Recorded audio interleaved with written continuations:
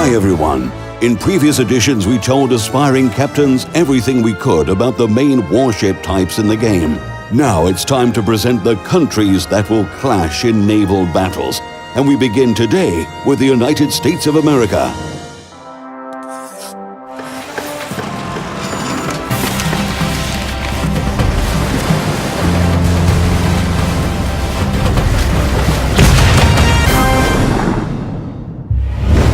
The history of navies is primarily a history of large sea battles.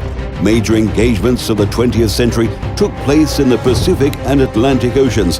English and German ships tested each other's strength in random encounters in the Atlantic. Meanwhile, the Pacific hosted the largest naval battles of World War II, where the mightiest warships of the Japanese fleet confronted the equally strong US Navy. When we choose which ships to introduce to the game, we rely on history first of all. In this respect, ensuring US warships were included in the first batch seemed only logical, as the Americans had one of the most powerful fleets during World War II. As a matter of fact, we chose the American research tree because most of its ships had existed in real life. The US constructed the largest number of ships during our target time period. France, Britain, the USSR and the Russian Empire, Germany, and even Japan. None of these countries managed to bring so many projects to life.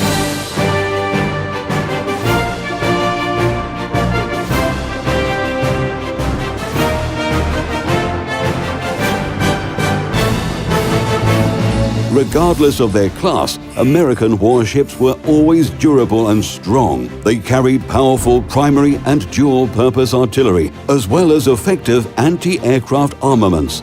Destroyers had 4 or 5 dual-purpose 127mm or 5-inch guns aboard. They were the best artillery systems of World War II, with a rate of fire of 15 rounds per minute. US cruisers were fast and well-armed, meaning they could firmly stand against the enemy. But they had to rely on their guns only, because at some point the US Navy decided to stop installing torpedo tubes on cruisers. In the beginning, new ships were descendants of the armored cruisers that were built before and shortly after the Battle of Tsushima. Later, American engineers designed scout cruisers that evolved into the Omaha class, an interwar period cruiser. Then the US Navy suddenly gave up on torpedoes. One day they were making torpedo cruisers, and the next day they abandoned the design and decided to arm cruisers only with artillery guns. Anyway, players will see further development of the US heavy cruisers tree. They'll get a chance to play with such ships as New Orleans, Baltimore, and the mighty Des Moines.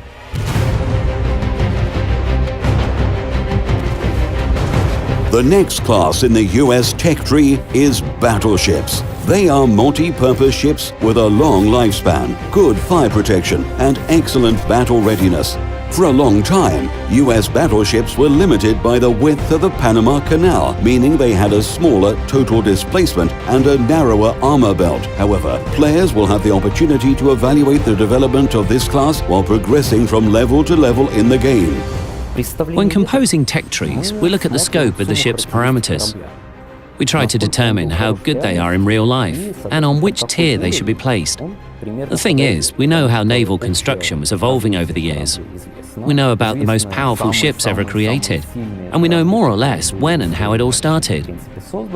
This information allows us to set limits to our work, and we try to arrange all the ships within these limits depending on their power. This way we can assure a systematic progression throughout the tech tree. As a matter of fact, the first US battleships were just big, overgrown armored cruisers.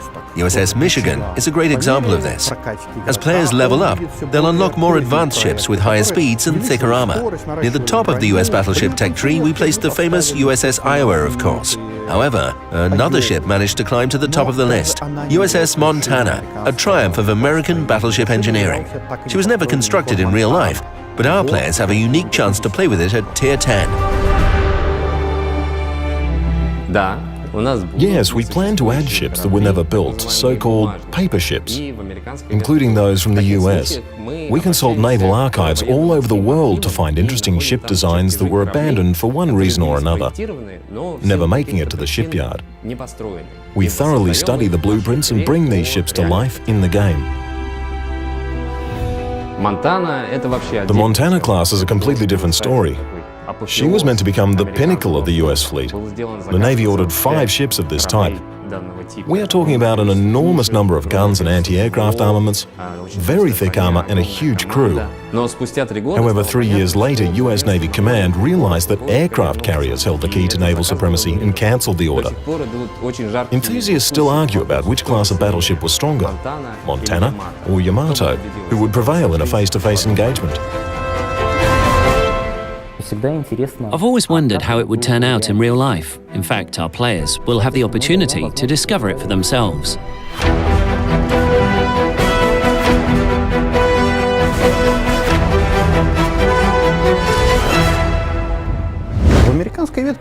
It's really difficult to distinguish any ship class of the US tech tree. They have good destroyers, good cruisers, good battleships, and good aircraft carriers. I might even say that their aircraft carriers are the most powerful among the same class of ships. I think they would be the most dangerous adversary of all the ships that existed in real life. US aircraft carriers carried considerably large air groups and could deliver a powerful, massive strike. The thing is that by the end of World War II, the Americans managed to build the best aircraft carrier in the world, USS Midway. No other ship could match her.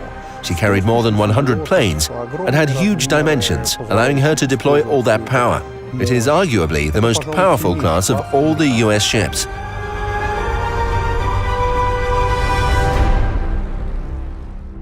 They were so good that they even carried jet fighter planes after only a partial modernization.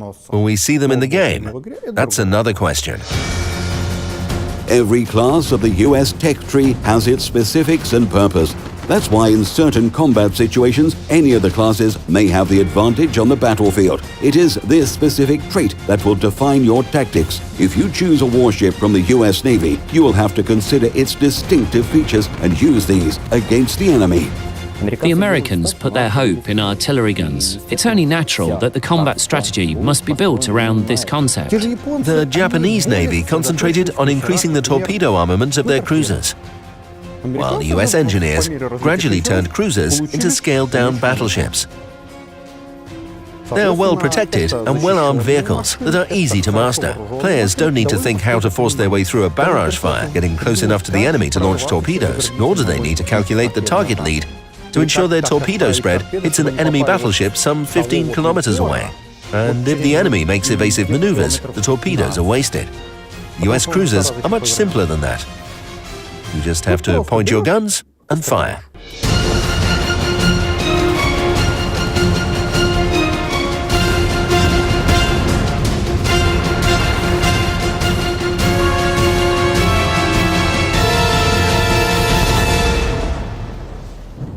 As a ship's tier increases, players will get the opportunity to impose their own combat tactics thanks to better characteristics such as higher speed, thicker armor, and improved range of fire. During the early stages of the game, you can simply choose a ship to your liking. It's not that important whether a player chooses an American ship or a Japanese ship or a ship of some other nation. What's more important in the beginning of the game is that players try ships of different nations and classes and decide on their favorite.